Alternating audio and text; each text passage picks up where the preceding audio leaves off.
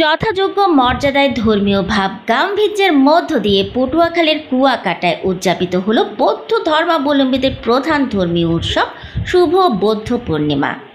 এই উৎসব উপলক্ষে কুয়াকাটার শ্রীমঙ্গল বৌদ্ধ বিহার সাজানো হয়েছে নতুন সাজে।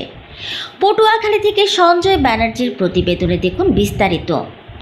রবিবার সকাল থেকে নতুন পোশাকে সজ্জিত হয়ে এই মন্দিরে সমবেত হন উপকূলের শত শত রাখাইন নরনারীরা।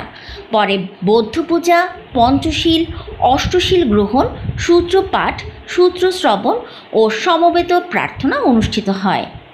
এছাড়া পিণ্ডদান, বোধিবৃক্ষে জল ঢালা, আহার দান, সাংস্কৃতিক অনুষ্ঠান ও ধর্মীয় আলোচনার মধ্য দিয়ে এই দিনটি উদযাপন করবে বৌদ্ধ ধর্মাবলম্বীরা। এই যে সারা দেশে এবং দেশের বাহিরে, দেশের অভ্যন্তরে আর বাংলাদেশের বাইরে সারা বিশ্বে যে একটা যুদ্ধ একটা ভাব চলতেছে এবং অরাজকতা চলতেছে, সব ধর্মের মধ্যে, সব মানুষের মধ্যে শান্তি ফিরে আসুক, আমরা এটাই চাই, আমরা এটাই প্রার্থনা করেছি। এবং আমি প্রার্থনা করছি পৃথিবী আজকে শান্তিময় হোক, শান্তি বিরাজ করুক, পৃথিবীর যুদ্ধ হানাহানি এই নিঃশেষ হয়ে যাও। আমি আজকে ফেসবুক সেটাও লিখছি, শান্তি, শীতল শান্তিতে পৃথিবীর ছায়া আসুক, হানাহানি কাটাকাটি এগুলো বাদ দিয়ে পৃথিবীর সকল প্রাণী, সকল জাতি শ্রেণী পেতে আমরা শান্তিতে বসবাস করতে পারি, এটা এই প্রার্থনা করি। বিশ্বের শান্তির জন্য আমরা আজকের বৈশাখী পূর্ণিমার দিন আমরা বুদ্ধদেবের কাছে প্রার্থনা করি যেন আমরা সবাই সুখী শান্তিতে আজকে বসবাস করতে পারি। গৌতম বুদ্ধর জন্ম, বৌদ্ধত্ব লাভ, মৃত্যু, এই তিনটা স্মৃতি জড়িত আজকের এই দিনটা। তার সাথে আরও এই যে প্রতিকৃতি গৌতম বুদ্ধের 100 বছর পূর্তি উপলক্ষে আমরাও আবার এই বৌদ্ধ পূর্ণিমার সাথে একসাথে উৎসব অনুষ্ঠিত পালন করি আর কি।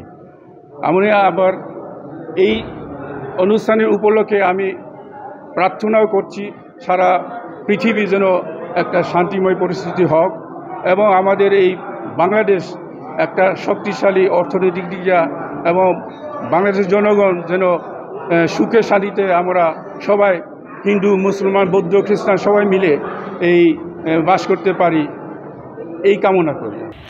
এর আগে বৌদ্ধ পূর্ণিমা উপলক্ষে গত 2 দিন নানা আয়োজন অনুষ্ঠিত হয় এই মন্দিরে। বৌদ্ধ ধর্মমতে প্রায় 2500 বছর আগে এই দিনে মহামতি গৌতম বুদ্ধ আবির্ভূত হয়েছিলেন। কুয়াকাটা শ্রীমঙ্গল বৌদ্ধ বিহারে এবছর বুদ্ধের এই বৌদ্ধ পূর্ণিমা উপলক্ষে আরও বিশেষ আমাদের সংযুক্ত হয়েছে। যে আপনারা দেখতে পাচ্ছেন আমার পিছনে যে বুদ্ধের প্রতিবিম্ব রয়েছে, এই বুদ্ধের প্রতিবিম্বের 100 বছর জয়ন্তী উপলক্ষে আমরা এবছর 3 দিন ব্যাপী অনুষ্ঠান করেছি। 9 মে থেকে আজকে 11ই মে পর্যন্ত আমরা অনুষ্ঠান করতেছি। এই অনুষ্ঠানে আমাদের ছিল উপশব্দা গ্রহণ, তারপর প্রাব্যজা গ্রহণ এবং অষ্টশীল, পঞ্চশীল গ্রহণ এবং ধর্ম আলোচনা এবং বিহার প্রদক্ষিণ এবং আমাদের বোধিবৃক্ষে বিকালে জল দিলে আমরা অনুষ্ঠানটি শেষ করব। আমি মনে করি আমাদের দেশের মানুষ সকলেই মৈত্রী প্রিয়, সকলে ভালোবাসার প্রিয়। আশা করি সকলে একে অপরের প্রতি ভালোবাসা দিয়ে সকল ধর্মের মানুষ একত্রিতভাবে এই দেশে বসবাস করার একটি সুন্দর একটি পরিবেশ গঠন করবে।